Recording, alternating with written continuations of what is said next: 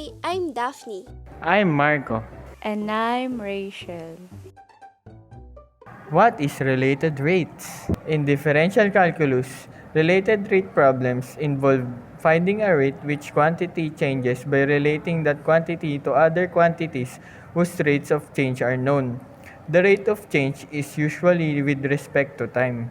This is the problem involves a falling ladder. A ladder 10 feet long leans against a vertical wall. If the base of the ladder slides outward at the rate of 4 feet per second, how fast is the ladder stop sliding down the wall when the base is 8 feet from the wall? The 4 feet per second is the rate of the base of the ladder that slides outward.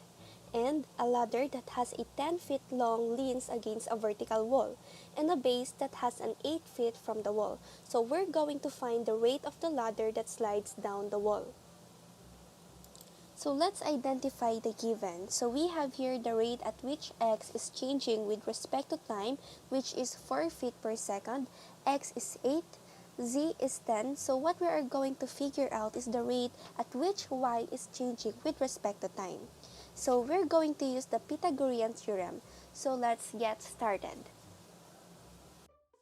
So we substitute our z into 10. 10 squared is also equal to 100. But what we care about is the rate at which these things change with respect to time. So let's take the derivative with respect to time of both sides of this. So we're doing a little bit of implicit differentiation. Well, the derivative of x squared with respect to x is 2x, and we're going to multiply that with the derivative of x with respect to time. So just to be clear that this is chain rule. So just a derivative of x squared multiplied to dx dt to get the derivative of x squared with respect to time.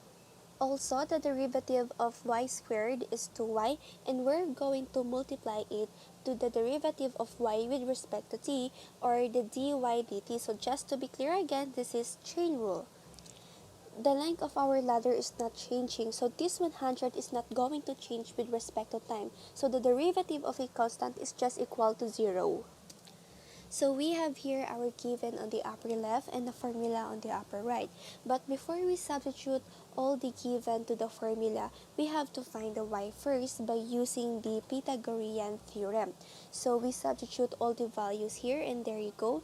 And then 64, you transpose it on the other side, that it becomes negative, and then we have 36. Get the square root of it, then we will have a y is equal to 6. So since we have all the needed given, we can now find the answer to the problem by finding the rate at which y is changing with respect to time, or the dy dt. Now we will substitute all the given to the formula to get the dy dt. So we have 2 times 8 feet times 4 feet per second plus 2 times 6 feet times dy dt equals 0. Now we simplify it.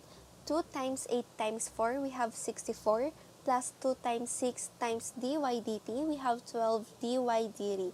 Then we transpose the 64, we have negative 64. And then we divide both sides by 12 to simplify it.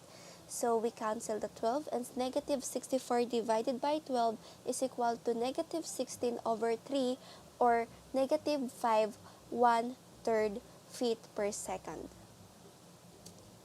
So we're done, but let's just do a reality check. Does that make sense that we got a negative value right over here? Well, our height is decreasing, so it completely makes sense that its rate of change is indeed negative. And now we're finally done. Thanks for watching, and we hope you learned from it.